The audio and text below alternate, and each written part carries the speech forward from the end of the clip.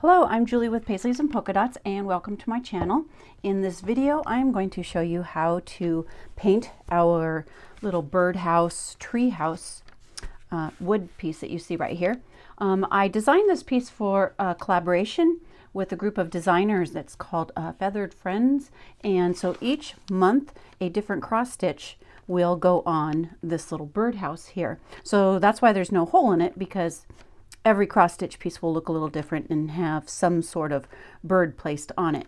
So, and it's going to cover the whole piece. So that's why there is no hole, and it kind of resembles a little bit of a tree house. So might work for other stitches as well. So I did it in several different colors. Here are the brown tones, and here are the gray tones. I used territorial beige and trail tan on the brown house, and I used charcoal and steel gray on this darker color house. So depending upon what you might be stitching, or you can choose any colors that will fit your needs. If you have some other specific colors that you'd like to use, you can also do that as well. But in this video, I'm going to show you how I painted the tree and just several tips and tricks to just doing the birdhouse itself. So I got started on a few of my pieces here. These are the two base pieces. Now, one of the things you're going to want to notice as you are painting these pieces is these two little tabs here are going to be placed into, you have two bases. So this base with the tinier tab right here is going to fit on this smaller tab. So you're going to want to be sure that you are painting the right side of the piece of wood.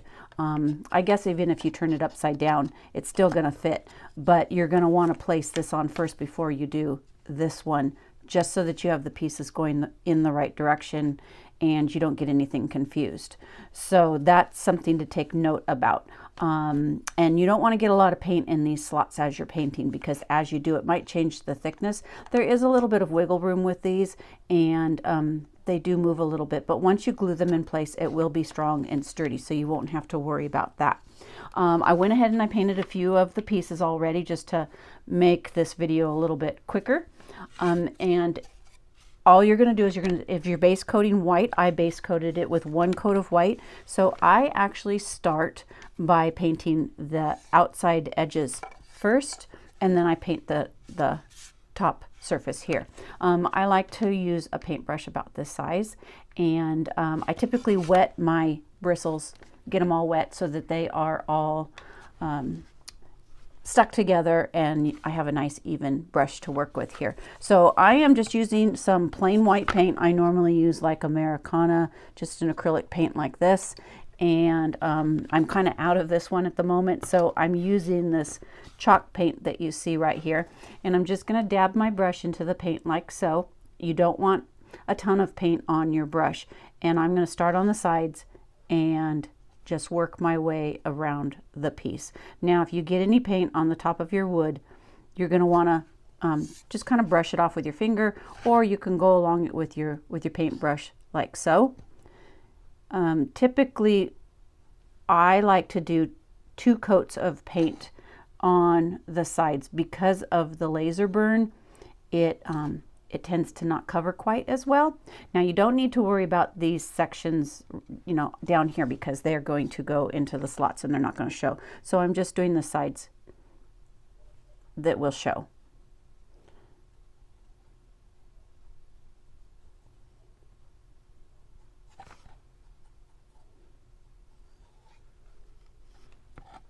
Okay, and I do have a few little, if you have any dried paint that gets in the way, I just kind of brush it off a little bit and get it off the wood.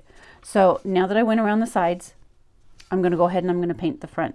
Now the front, you're going to want to paint it high enough that you cover, you don't have to paint it all the way to the top, but you're going to want to paint it so that you can cover where, at least to where the roof is going to cover your piece. Now this is where I'm not going to go all the way down to the bottom,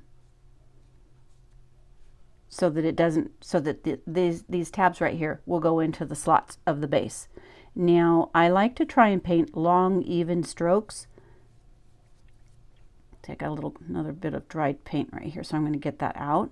So you can paint shorter strokes, but then before I move on, like I can paint some short strokes right here. And you can go back and forth. But then at the end, when I have this whole section done, I like to paint a nice long even stroke to even out the paint, and it gives you a nicer finish.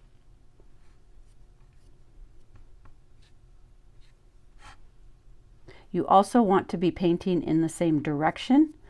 Make sure you that you're not going this way and then this way. You want always to paint in the same direction as you're painting.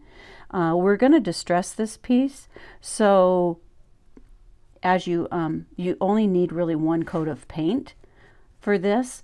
If you like a heavier coverage, then I would recommend at least 2 coats of paint. But I like the distressed look for most of my pieces, so 1 coat is sufficient. Also, if you want a creamier look and you don't like the distressing, I would suggest a creamier off-white color, but because I'm going to sand it, that wood kind of shows through, so my white kind of takes on a creamy look. So there's the top coat of the treehouse. And like I said, depending upon how distressed I want it, I will, and this is pretty much already dry, I can go ahead and I can give the sides a second coat. Any of the parts that's going to show, you might want to give them a second coat. It's not necessary, it just depends upon what you like and what look you're trying to achieve. You can always just paint it with one coat if that is sufficient for your taste. Okay, so I'm going to set this aside to dry, and then I've already gone around this piece once, but I'm going to go around these sides again. And you can also paint, a little going this way and then a little going that way, so that you're not getting a whole lot of paint up here on the top. You just don't want to have gobs of paint on your piece, because it's not gonna look good in the end. So less is kind of more. You don't want your paint going all the way up into your bristles, because that eventually is just going to damage your paintbrush as well. So you don't need a whole lot of paint on your brush. Okay, and I'm only going to leave the 1 coat on the top there. Now this one I've already gone around the outside edges as well. I'll go around a second time. And I am going to sand the sides too, but I just like that they're covered just a bit more. Like I said, because of the dark laser burn on the sides of the wood, it tends to show a little bit more than the top. Okay, so now I'm going to go ahead and I'm going to paint the top of this. And like I said, I'm going to try and not get a whole lot of paint into the slot here. So I'm going to kind of paint around it. And if you do, just kind of grab your brush and just kind of take it out. And if you do find that your wood swells, weather conditions sometimes will have a factor with your wood swelling and the pieces fitting together. If that happens, you can always take a fingernail file, something like this, an emery board, and you can sand the slots of the wood, and it will make it big enough that your pieces will fit together no problem. You can also use small precision files such as these that you can get at your Home Depot, Lowe's, any of your little hardware stores. They also carry the precision files for doing that as well. And nice for getting in any tight little spots that you might have if you have to sand anything away. Okay, so I'm just going to push that one aside. Now I've already gone ahead and I've done these 2 base pieces, and I've done my little sign. So while I'm letting that top part dry, I'm going to go ahead and I'm going to paint the roof pieces here. I'm going to wash my brush out. I do have a bucket with ridges going across the bottom that I can brush my paintbrushes along, and it cleans them really, really well for me. So once I get it all clean, get all the water out of your brush, and let's see, I'm going to do these. And I think I'm going to do this one with the charcoal gray and the steel gray. Okay, you want to give your paints a good shake. Shake them up. I use a little bit of a paper plate over here where I can put a little dab of paint on here, And then I'll go ahead and I will go around. Now this top part, you're going to want to paint that charcoal because it's part of this roof here. Okay, so you're going to want to just paint your little scalloped edges here. That's all I have to paint. I don't need to paint the top. I'm going to paint that the dark charcoal color. So I'll just go around this pretty quickly here.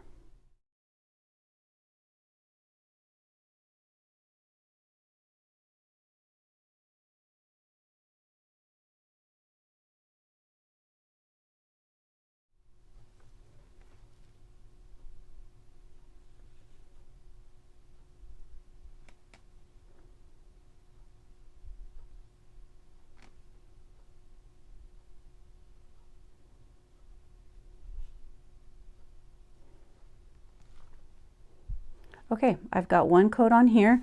I'm going to go ahead and I'm going to dry it. Okay, and then I'm going to come back and I'm going to add a second coat again along these burnt edges. All right, now that I have that done, I'm going to go ahead and I'm going to paint the roof, the charcoal color. So we'll get a little bit of charcoal out on the plate here. And we're going to paint this piece here.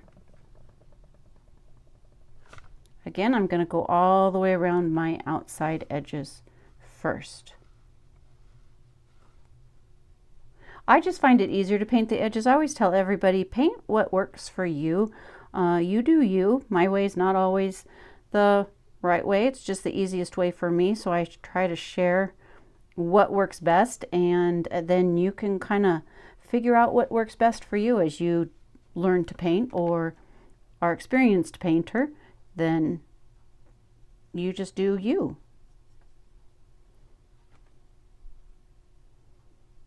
I just find when I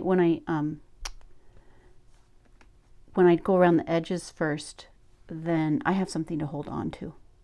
I think that's why I do it.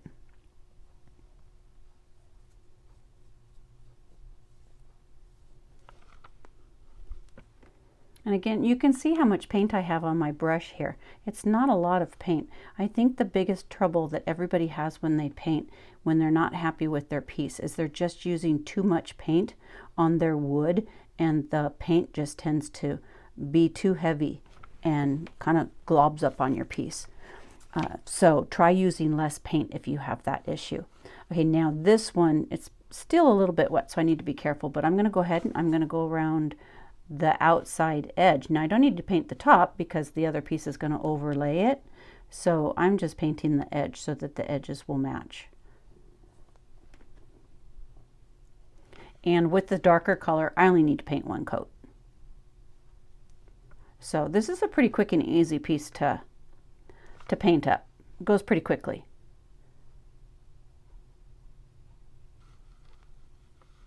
Okay. I got a little bit of gray charcoal paint on that with my fingers. I always usually have a paper towel nearby that I can kind of clean my fingers off on, but it's going to be distressed, right? So we're just going to let it be. So, oops, I should have painted while I had the charcoal. Let's do that. I'm going to paint the top of the roof right here, the outside edge. Because again, that's going to overlay this, so the sides are going to show.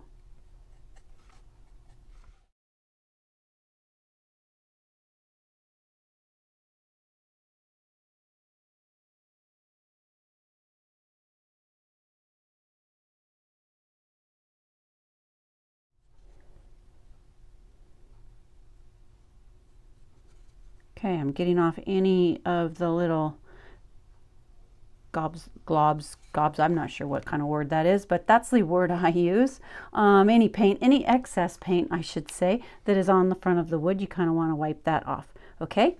And again, I'll set this piece aside to dry, and I'm going to show you how to paint the little tree here.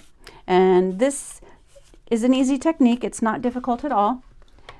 I start with whatever color brown you're going to paint the tree, and oops, I don't think I got out the paint for that. Oh, actually I used Territorial Beige and I used some raw umber. So what you're going to do is I'm going to shake up my paint here. I'm down to the nitty gritty on this paint as well. So let's hopefully yep, we've got plenty. Okay, so you're going to put out a little puddle of paint here, and then you are going to dip your brush into the water. So because these are all etched on the laser, if you were to use just a straight paint, you're going to fill in all these little etched grooves. So you don't want to do that. You're going to want to use a watered down puddle of paint. But first, you're going to want to do the sides. And because they're burned, you're going to want to do a couple coats before you water down your paint and paint the front. So I'm going to go around the sides first. You don't need to paint these top sections because those are not going to show. Those tabs are not going to show. But you do want to paint this middle section here because that will show.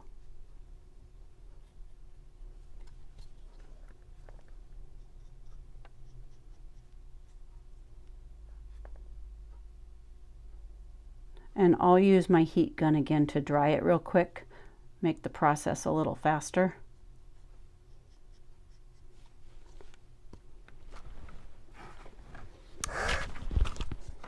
Okay, second coat. And if you like the dark edges, you can leave the dark edges if you prefer them. That always works too. A tree is dark brown and it's dark, so like I said, however you like it, it's your piece. You get to do what you want, and you get to style it the way you want and paint it the colors that you want. That's the nice thing about being able to paint it yourself, is you get to make it yours.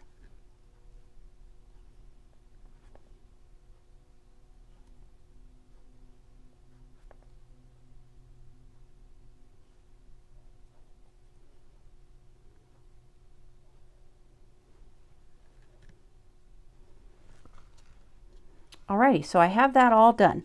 So now what I'm going to do is I'm going to dip my brush, just the ends of it, into some water. Just about, let me see if you can see that. Hopefully you can see that on the video. I'm just dipping the ends, and then I'm going to dab into my puddle of paint in here. Just drag out some paint. Kind of water it down. As you can see. Okay? And then I'm just gonna start brushing it on to my tree trunk. And it will dry into the little cracks and crevices on your piece of wood. If you run out of paint, just dab your brush into the water again, grab some more.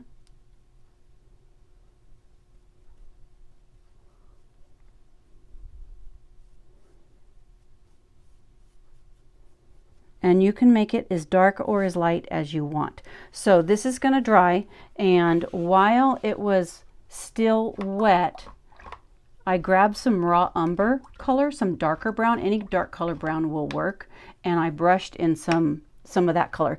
I'm going to pause for a second here because I didn't grab the raw umber color. Okay, so this is the raw umber that I was talking about. So it's a really dark brown. So I'm going to squirt a little bit out here, and you're also going to want to water down this paint as well. You don't need to use a lot of it though, because it is very dark. So I should have covered up this white paint here. Let me do that. The acrylic paints do tend to dry pretty quickly, so you definitely don't want to leave them open if you have any large containers.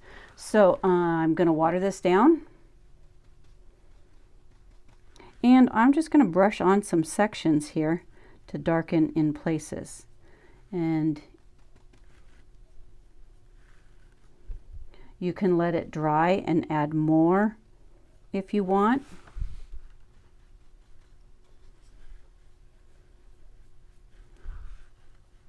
But I kind of went on the side of my brush a little bit and just kind of brushed it in to give it a kind of a darker woodsy look.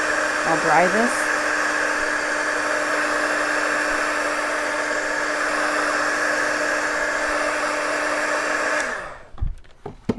don't have a heat gun and you want to make it fast, you can use a blow dryer, but you don't really need to do that. It's just I can be impatient, and when making a video, I want it to go quickly. So that's my process for doing so.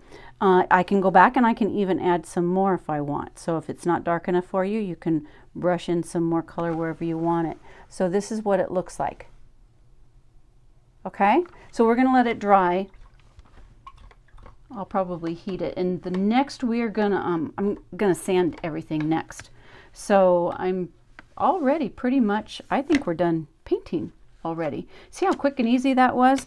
Like I said, it's a pretty quick project. So I'm going to put this away, move my paints out of the way, and I'm going to hit this with the heat gun again just to dry it real quick.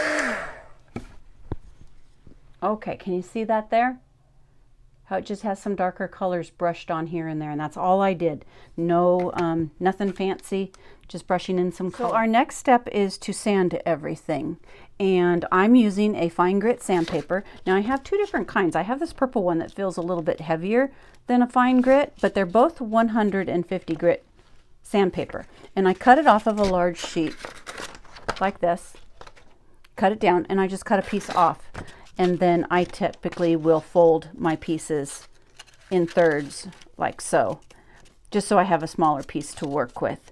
I use this one if I don't, this really kind of finer grit sandpaper, if I don't want a lot of sanding done. And then this one, it sands heavier. So you need to figure out how much you want it distressed and how distressed you like it for your own taste. So I'm going to start with the tree trunk here.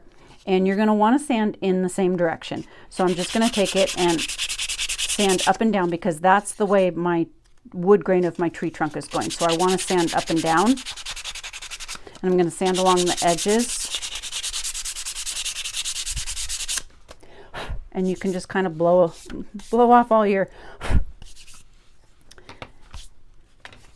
all the dust. And it does make a lot of dust. So I'm going to go around all of my pieces. But that's the way the tree trunk came out. So it just kind of gives it a more distressed look. I already run around the little sign here, so you can see the edges are the natural wood again. And I already did these. So I'm going to do my other pieces here. Now I'll show you with this one. It sands heavier and adds a little bit more distressed. I don't know if you can see it in the video, but it has more distressed lines in here. It does go a lot quicker.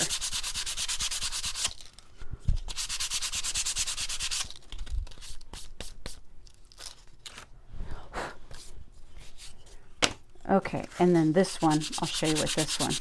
Maybe you'll be able to tell. So it's your own preference as to what you like. Okay, so maybe I can hold these side by side and you can hopefully see that this one's sanded just a tiny bit heavier.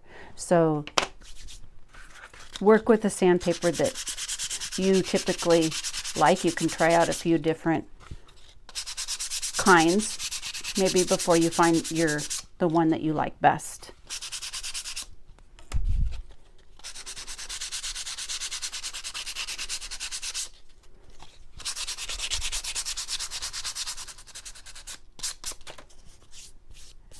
I also recommend, if you're sanding like dark pieces like this, and then you go to your white piece, you go to your house, you're going to not want to use the part of the sandpaper that you used for the black. Otherwise, it does transfer some of the dust in the paint. So I prefer to use a piece of sandpaper that I'm using for the white, just the white. Again, I'm sanding in the same direction. I'm not going up and down and then sideways, because then you're going to get lines going both directions, unless you want that look. Has more of a, I guess, a linen look than a wood grain look.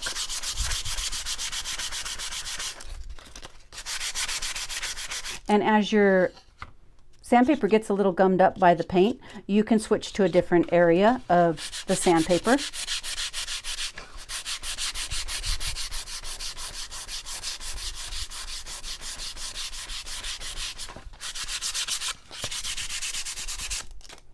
And I'm sanding pretty heavily with a heavy hand. You know, I don't have any kind of a light hand or anything. Not being gentle with it. I'm just kind of getting in there and sanding it. Like I said, you sand it as much or as little as you want. Typically, I will sand over a trash can, but for the video, I'm trying to sand on my tabletop, which does leave a lot of sanding dust all over the place. So I'm going to try and clean up my little space here just a little bit. And then we'll put this piece together. We are back, and I am going to start putting this treehouse together. If you find, I should have mentioned, if you find that you sanded the tree so much that you lost some of the etching and some of the sawdust went into your etch marks, you can take a needle and you can drag it along your etching to get out some of the sawdust that you sanded, or the sanding dust that you had made. And that will open up some of the cracks for you if that's a problem. So that's just another little tip just in case. I do recommend putting this together in sections. I use Tight Bond Quick and Thick because it sets up pretty quickly and I don't have to worry about the too much time in between the pieces setting up. So I recommend that you put it together in sections. So the first thing I'm going to do is I'm going to fit the tree trunk into the base. So I'm going to fit this on because this piece has to go fit in here just perfectly. I'm going to put it on the tree trunk first, and then I'm going to glue it to the base. So I'm going to go ahead and I'm going to put some glue onto the bottom here. You don't need a lot. It sets up quicker if you don't use too much. I do like to go along the edge where the slot is going to fit into, the tab right here is going to fit into the slot.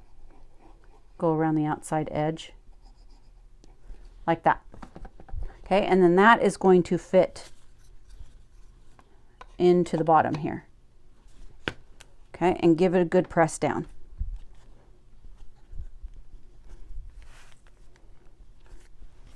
Next, we're going to use this piece, because remember, this is the one with the smaller tab that's going to fit on this tree trunk right here.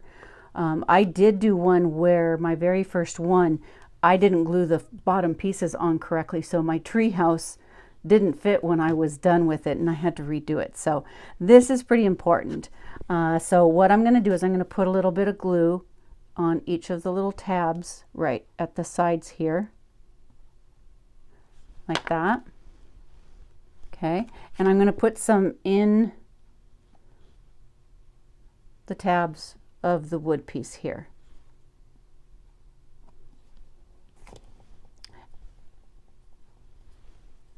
And then that's going to fit on just like this. And where it squeezes out, you can just kind of wipe that off. You're going to want to let this part sit and set up and let it dry just a little bit. Now make sure when you're doing it that any glue that seeps out of the bottom, you can kind of wipe that off with a paper towel if you want. You can also paint this underneath side if you think that it might show whatever you're doing. You can paint the underneath side and even the back side of the wood if you prefer. You might want to do that also. But this is going to be your base to hold the heavy part of your top tree house. So you're definitely going to want this. It tends to have a little bit of wiggle room. So once you glue it on and you let it set up, then it's going to sit firmly.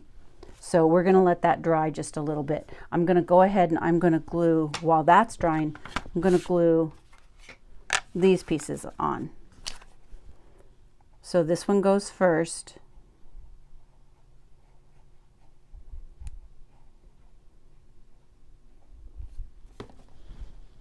Okay, and onto the birdhouse it goes.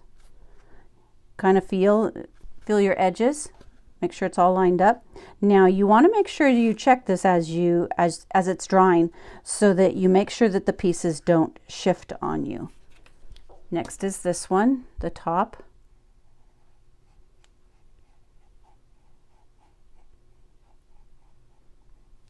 Like so. And I'll put that on top. Give it a good push. Make sure it's all lined up. Now, if you find that your pieces want to separate on you a little bit as they're drying, they want to pop up, you can use small clamps like these. I got these at the dollar store, or like clothespins or something. You can put these on there and clamp it down, but when you clamp it down like this, you want to make sure that your pieces don't shift on you as they're drying. Let me find another one. Thought I had some, oh yes I do, one right here. Okay. So make sure that when you put those clamps on that nothing shifted, and that as it's drying it's going to move. So you kind of want to check that every so many minutes just to be sure. You don't want to come back and find your piece shifted and that it's dry and you can't move it anymore. All right, and then we can take, as that's drying in place, you can let it set, but I'm going to go ahead and I'm going to put the base on. It fits. Now also another thing, when we cut these on the laser, there is a right side and a wrong side to the wood. The top wood tends to have a little bit of a brown edge around it, like this is the back side, and sometimes where the lasers, we have magnets on our boards, on our laser machines to lift up the wood, and sometimes there's a burn mark on the back side where it hits those magnets. So that's one way to tell that that's the back side as well. But if you find that this is not fitting, it doesn't fit well, you might have the opposite side, because as the beam goes through the laser and cuts the wood, it gets smaller and smaller. So the opening on the front side of the wood is larger than the opening on the back. So if it doesn't fit, if you're having trouble making it fit, flip the piece over and put it in that way. See, it fits much tighter from the back side of this piece of wood. So that's something that you might want to check before you start painting. Make sure you're painting the correct side of the wood. And if it, like I said, if it doesn't fit, then you just grab a fingernail file and file it just a little bit and it will fit for you. So I'm going to put some glue in the tabs here, maybe some along the little bottom edge.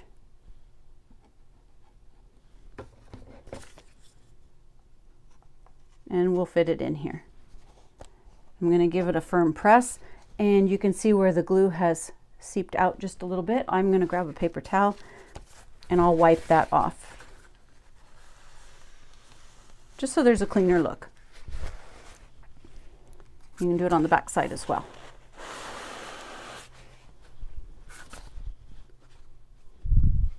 All right, there's the top half of the birdhouse.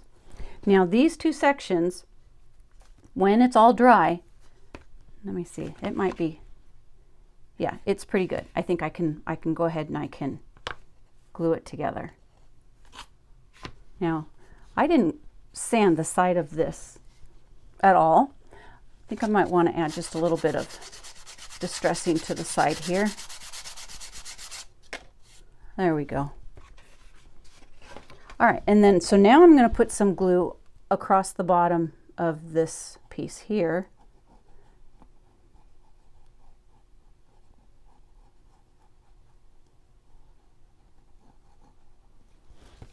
Like so. And then I'm going to put these two pieces together. I'm going to press down. Make sure it's even from front to back and from side to side. And we're going to let this sit.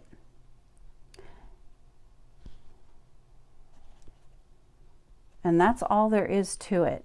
I'm going to take these off, these little clamps off. It's probably, like I said, the glue sets up pretty fast, so you don't have to let anything sit too long before it sets up and it's good to go and you can move it. So here's what the birdhouse looks like, all finished. Pretty cute, huh? Now, to attach your pieces, because this is a changing piece, what I use is called rare earth magnets. They look like this. They're big. This one is 1 1/4 inches about. I think it's 1.16 or something. This is the size I get. I get them on Amazon and they're really strong. They also come little tiny magnets like like these. I mean, look, it's sticking right through the box. But they have tiny ones like this that can work probably for the sign. And I'm out of them, but I wanted to show you how you're going to attach this. So what you're going to do is you're going to put, I would just use one. One would be fine for this. You're going to glue one of the magnets to the back side of your wood. And then, just like these little ones are here. Okay, so once it's glued to the back side of your wood, you're going to take this and put it up against, you're going to put it up against your wood here.